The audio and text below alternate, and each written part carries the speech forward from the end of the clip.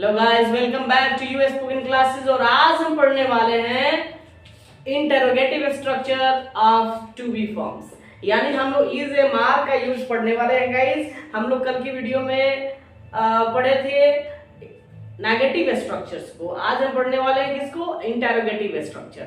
Okay, और इसमें interrogative structure वो होते हैं जिसे हम यस नो क्वेश्चन भी कहते हैं, यानी कि क्या से जो सेंटेंस शुरू होते हैं उसे इंटरोगेटिव सेंटेंस कहा जाता है, नहीं इंटरोगेशन किया जाता है। जब भी आपसे अगर कोई आप वैसा कोई गलत काम करते हैं तो पुलिस आपसे इंटरोगेट करती है, आपको जवाब हाँ या ना में देना होता है गाइस, इसलिए इसको इंटरोगेटिव कहा गया। इंटरोगेशन का ये सारा शब्द है। इंटरोगेटिव स्ट्रक्चर्स में हमें अक्सर क्या से सेंटेंस सबसे ज्यादा मिलते हैं गाइस, जैसे क्या तुम ठीक हो, क्या तुम खुश हो, क्या हम लोग वहां जा सकते हैं, क्या तुम आ रहे हो, क्या वो आएगा। तो ऐसे सारे सेंटेंसेस गाइस जो होते हैं इंटरोगेटिव होते हैं। और इंटरोगेटिव स्ट्रक्चर को हम पढ़ने वाले हैं। यहाँ पे देख सकते हैं हम क्या स्ट्रक्चर लिखा हुआ है, is am are plus subject plus object या कंप्लीमेंट गाइस। और इसको देख सकते हैं और इसके साथ साथ आप देख सकते हैं हमारा ट्रिक, यानी कि अक्सर लोग तो पढ़ाते हैं स्ट्रक्चर से, लेकिन बच्चों को बहुत कम समझ आता है गाइस। होता क्या है ना, अक्सर वो सब्जेक्ट वर्ब ऑब्जेक्ट में क्या जस्टिफाई नहीं कर पाते हैं कौन क्या है, इसलिए वो हमेशा उलझ के रह जाते हैं और उन्हें क्या लगता है कि हम अंग्रेजी नहीं बोल पाएंगे। तो गाइस ये बिल्कुल आसान हमने कर दिया आपके लिए। हमने क्या किया, यहाँ इसने ट्रिक दे रखा है। जिन बच्चों के स्ट्रक्चर सब्जेक्ट ऑब्जेक्ट अगर नहीं पता है तो वो पिछली वीडियो में जाकर के उससे पता कर सकते हैं, पढ़ सकते हैं। लेकिन फिलहाल के लिए वो लोग समझने के लिए क्या करेंगे ना गाइस, इस स्ट्रक्चर के अकॉर्डिंग भी समझ सकते हैं और इसके अकॉर्डिंग वो लोग सेंटेंस बना करके और बोल सकते हैं, यानी कि बगैर कॉपी पे लिखे हुए भी हम सेंटेंस बना सकते हैं। जो लोग नोटबुक लेकर बैठे होते हैं, नोटबुक पे लिख करके उसको सेंटेंस क्या करते हैं ना, अपना ट्रांसलेट करते हैं। लेकिन गाइस इस स्ट्रक्चर की मदद से आपको कॉपी की जरूरत नहीं पड़ेगी, इस ट्रिक की मदद से आप डायरेक्ट बनाइएगा। जैसे क्या तुम ठीक हो, तो हम लोग क्या करेंगे, क्या तुम ठीक हो, क्या से सेंटेंस शुरू है गाइस हमारा। ये ट्रिक क्या कहता है, आखिरी दूसरा उल्टा चलो, इसको पहला भी कह सकते हैं लेकिन हमने दूसरा लिखा, उसका रीजन बताएंगे गाइस हम, ठीक है। तो हमने कहा आखिरी दूसरा उल्टा चलो, क्या तुम ठीक हो, आखिरी में हो आया यानी आर, और दूसरा क्या था हमारा, क्या तुम था ना गाइस, यू।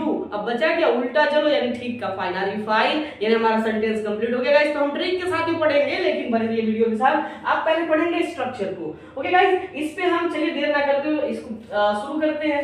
देखेंगे सेंटेंस, हमारा पहला एक सेंटेंस लेते हैं हम लोग कि क्या आप खुश हैं, यानी सेंटेंस क्या होगा, क्या आप खुश हैं, ये सेंटेंस हमारा आ गया। इसको बनाना है गाइस, सबसे पहले इज ए मान सब्जेक्ट और ऑब्जेक्ट। हर बार हमने कहा है ये सीढ़ी आप मान लीजिए, इस सीढ़ी पे हमको चढ़ना है, यानी इसी सीढ़ी पे हमको चलना होता है। पहली सीढ़ी हमारी क्या इज ए मान है, और ये कब अप्लाई होता है रूल्स, जब क्या से सेंटेंस शुरू हो और अंत में है आया हो जिसमें हमारा मेन वर्ब का यूज नहीं हो, यानी कि वर्ब फॉर्म नहीं हो कोई भी। तो हम यहाँ क्या करेंगे गाइस, हम इस स्ट्रक्चर को अप्लाई करेंगे इज ए मार के लिए प्रेजेंट टेंस में। ओके गाइस, अभी क्या कर रहे हैं, क्या से शुरू हुआ है, तो सबसे पहले इसमें से क्या लिखना है, इज ए मार लिखना है। तो इज ए मार हमें लिखना है, तो हम यहाँ देखते हैं कि इसके अकॉर्डिंग क्या लगेगा। तो यहाँ क्या आप खुश हैं, अगर हैं हमारा आता है तो हैं का मीनिंग होता है गाइस आर। तो आसानी से हम चुन सकते हैं कि हमारा आर हमारा इज ए मार, यानी हमारा टू बी फॉर्म्स में से एक चुनेंगे, क्या आर को हमने लगा लेना है। अब इसको देखिए, एक तो यहाँ से हम ये क्लियरिफाई कर सकते हैं कि हमारे यहाँ क्या लगेगा, ये क्लियर हो गया। दूसरा कि आप इसमें ढूंढेंगे कि आप इसमें सब्जेक्ट क्या यूज किए हैं, तो गाइस आप है और आपके साथ आपका यू होता है और यू के साथ आर ही आता है। ऐसे भी आप आर को समझ सकते हैं कि आर ही लगेगा। तो आप दो तरीके से इसको फाइंड आउट कर पाएंगे, ये उम्मीद करते हैं। आगे बढ़ते हम लोग, क्या आर हमने लगा लिया इस मार्क से, पहली सीढ़ी हमने कंप्लीट करी, अभी दूसरी सीढ़ी पे जाना है। चीज देखते हो कि आप लोग देखे होंगे वो क्या अलादीन की चिराग देखे होंगे, राइट। उसमें जिन क्या करता है, हर स्टेप यानी आपको चिराग लेना है तो सवालों के जवाब देने होते हैं। यहाँ भी कुछ ऐसा ही है, यानी पहली सीढ़ी पे जैसे आप कदम रखते हो तो पहला सवाल किया जाता है इज ए मार में से कौन इस सेंटेंस में यूज होगा। आपको उसके अकॉर्डिंग यहाँ बताना है कि हमारा आर लगेगा। अगर बताते हो तभी आगे बढ़ पाओगे, वरना वहीं गलत कर दिए जाओगे, वहीं काट दिए जाओगे। बात समझ आ गई गाइस। तो हमने पहला सवाल कंप्लीट किया। दूसरा कहता है सब्जेक्ट फाइंड आउट करके बता दो, फिर आगे बढ़ोगे। यानी सब्जेक्ट क्या हमारा आप है, आपका हमने क्या लिखना है, यू लिख लेना है गाइस। अब वो भी हमारा कंप्लीट होता है, उसका हमें ऑब्जेक्ट या कंप्लीमेंट में से देना है कुछ। तो अब देखेंगे हमारे सेंटेंस में क्या बचा हुआ है। जाहिर सी बात है यहाँ ऑब्जेक्ट है नहीं, तो हमें ढूंढना है कि क्या बचा है। तो हमारा एक बचा है खुश और दूसरा क्या। क्या का ऐसे सेंटेंसेस में क्या का कोई मतलब नहीं होता। जो सेंटेंस यदि क्या से शुरू होते हैं गाइस, उसमें क्या तो होता है, लेकिन वो हमें ये केवल इंडिकेट करने के लिए होता है कि इंटरोगेटिव सेंटेंस है। अदरवाइज क्या का कोई मतलब नहीं है ऐसे सेंटेंसेस में, तो हम क्या का कोई मतलब नहीं रखेंगे। तो जाहिर सी बात हमारा एक ही हमारे पास शब्द रह गया हैप्पी, यानी खुश का क्या हो गया हैप्पी। हमारा हैप्पी हमें लिख देना है यहाँ पे गाइस, यानी कि हमारा हो जा रहा आर यू हैप्पी। हमारा सेंटेंस क्लियर हो गया। हमने कुछ देर पहले कहा था हम ट्रिक से पढ़ेंगे, ट्रिक कैसे काम करेगा गाइस हमें देखना है। सबसे पहले कहा आखिरी, ट्रिक में क्या कहा हमारा, सबसे पहले कहा आखिरी, हमें आखिरी यूज करना था, जो कि है हमारा आर हो चुका है। दूसरा कह रहा है कि दूसरा यूज करो, तो हम इधर से चलेंगे। दूसरा आखिरी तो लास्ट वाला होता है ना, चाहे हजार वर्ड क्यों नहीं लगे हो एक सेंटेंस में, उसमें जो अंत में आएगा वही आखिरी होगा हमारा गाइस। तो हमारा तो यहाँ 4 ही वर्ड लगे हैं ना, इसमें एक हमारा लास्ट वाला आखिरी हो जाएगा। अभी कह रहा है कि दूसरा, तो अब दूसरा कौन, यानी जब सेंटेंस शुरू हुआ था 2 नंबर पे किसको लिखा गया था, उसको हमें फाइंड आउट करना है। यानी आप, हमारा आप दूसरा है, ये हमारा आखिरी हो गया, यानी पहला नंबर पे इसको और 2 नंबर पे इसको लिख देना है। हमने लिख दिया, आखिरी हो गया, दूसरा हो गया। अब क्या करना, उल्टा चलो। अब क्या करना है, सेंटेंस चाहे जितना भी लंबा क्यों ना हो, आपको उल्टा चलना है। तो ये तो हो ही गया था हमारा। अब क्या हैप्पी बच गया, हैप्पी हमारा ऑलरेडी हमने लिख लिया है। तो गाइस देखा आपने, ट्रिक भी काम करता है ऐसे सेंटेंसेस में, यानी कि ट्रिक की मदद से भी आप अंग्रेजी आसानी से ट्रांसलेट कर सकते हैं, हिंदी से इंग्लिश में आप आसानी से ट्रांसलेट कर सकते हैं विदाउट स्ट्रक्चर गाइस। ओके, आगे देखते हैं, हम लोग दूसरा एग्जाम्पल लेते हैं।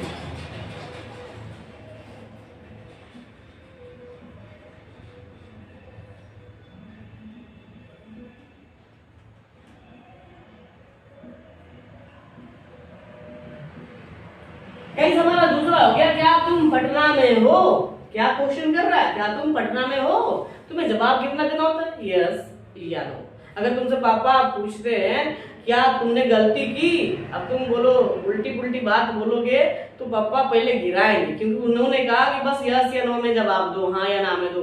पुलिस पूछती है क्या तुमने चोरी की, तुम्हें जवाब हाँ या ना में देना होता है, ना कि बोलोगे कि सर ऐसा है वैसा है, कहानी बताओगे तो वहां मार पड़ेगी, इसलिए नहीं, कहानी नहीं, यस नो में जवाब देना है गाइस। तो यस नो में जिस क्वेश्चन का भी आंसर देते हो इंटरोगेटिव होता है, और वो इसी स्ट्रक्चर और इसी ट्रिक से सॉल्व होता है गाइस। तो यहाँ देखना है कि सबसे पहले क्या तुम पटना में हो, हमारा सेंटेंस आ रहा है क्या तुम पटना में हो, जाहिर सी बात है हाँ नहीं, ठीक है ना। अभी क्या करना है, क्या तुम पटना में हो, हमारा स्ट्रक्चर यहाँ दिया हुआ है, इज एम आर में से एक यूज करना है। अब क्या तुम पटना में हो, तो गाइस हमारा आर मतलब होता है क्या, है भी होता है और हो भी होता है। तो हमारा फाइंड आउट करना तो आसान हो गया ना कि हो का मीनिंग क्या होता है, आर होता है। तो पहले तो हम यहाँ से ये पहचान लेके आर लगेगा। दूसरा हमारा क्या है गाइस कि तुम जो शब्द लिखा है ना, तुम का मीनिंग होता है यू, और यू के साथ आर लगता है, तो ऐसे भी हमारा आर ही लगेगा। तो हमने पहला अपना स्टेप कंप्लीट किया।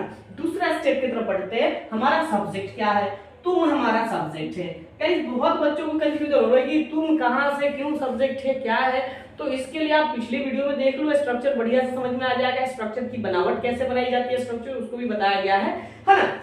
आगे में समझना है कि हमारा हमने क्या लिखा, 2 नंबर पे हमारा क्या मांगा था, सब्जेक्ट हमने लिख रखा है यहाँ पे। उसको कह रहा है ऑब्जेक्ट या कॉम्प्लीमेंट। तो गाइस ऑब्जेक्ट या कॉम्प्लीमेंट देने के लिए हमें क्या करना होगा ना, हमें अब इसमें देखना पटना में तो प्रीपोजिशन है हमारा, पटना नाउन है, तो जाहिर सी बात है यही हमारा ऑब्जेक्ट या कॉम्प्लीमेंट हो सकता है। लेकिन गाइस हम क्या करेंगे ना, पहले प्रीपोजिशन आता है कि नाउन और प्रोनाउन से पहले हमेशा प्रीपोजिशन आता है। तो एक चीज तो पहले क्लियर हो गया कि पटना नाम है और ये एक में प्रीपोजिशन है, तो प्रीपोजिशन होने की वजह से ये नाम के बाद नहीं आएगा, ये हमेशा क्या होगा, यहाँ आ जाएगा, इन हो जाएगा, और यहाँ क्या हो जाएगा हमारा Patna, are you in Patna.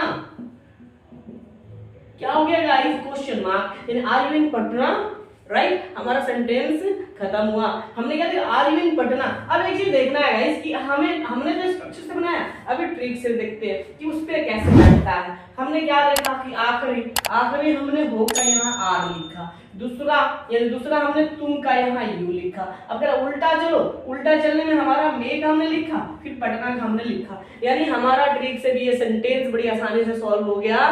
तो गाइस आप स्ट्रक्चर समझ आए ना आए, आपको ट्रिक जरूर समझ आएगी। और स्ट्रक्चर में कंफ्यूजन होती हो तो आप बिल्कुल पूछ लिया करें, स्ट्रक्चर को कमेंट के माध्यम से पूछ सकते हैं कि सर यहाँ कंफ्यूजन है, आप लोग समझाइए, उसको आपको बिल्कुल समझाया जाएगा।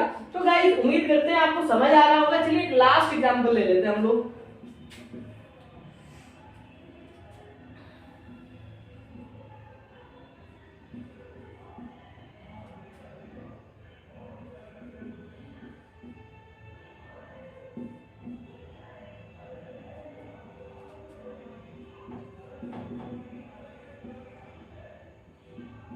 क्या वह तुम्हारे लिए है, क्या वह तुम्हारे लिए है सेंटेंस यहाँ हमने देखा, क्या वह तुम्हारे लिए है। अब यहाँ देखो कि हमने क्या करना है गाइस, इसके सबसे पहले क्या कह रहा है, इस एमआर में से चुन लो। देख सकते हैं इस एमआर में से एक चुनना है, तो हमें यहाँ ऑलरेडी है दिख रहा है, और यहाँ सब्जेक्ट भी हमारा वह है, वह का मीनिंग होता है ही, और इसके साथ इज लगता है, तो ऐसे ही हमें पता चल रहा है कि इज लगेगा। दूसरा चीज क्या है ना, है का मीनिंग भी इजी होता है, तो हम दोनों तरफ से देख चुके हैं कि हमारा यहाँ इज लगेगा, हमने इज लगा लिया गाइस। दूसरा क्या कह रहा है कि सब्जेक्ट चुनो, यहाँ देखना है हमें कौन सा वहां शब्द है जो यहाँ आएगा सब्जेक्ट के तौर पे, तो हम देख रहे हैं क्या वह तुम्हारे लिए है। जाहिर सी बात है किसी आदमी की बात नहीं हो रही, किसी मनुष्य की बात नहीं हो रही है, यहाँ कोई वस्तु है जिसके बारे में पूछ रहे हैं क्या वह तुम्हारे लिए है, उस वस्तु की चर्चा हो रही है। तो यहाँ वस्तु यानी सब्जेक्ट हमारा जो ही आएगा, ही के लिए हम ही कह रहे हैं वह आएगा, और वह के लिए हम ही सी का प्रयोग नहीं करेंगे,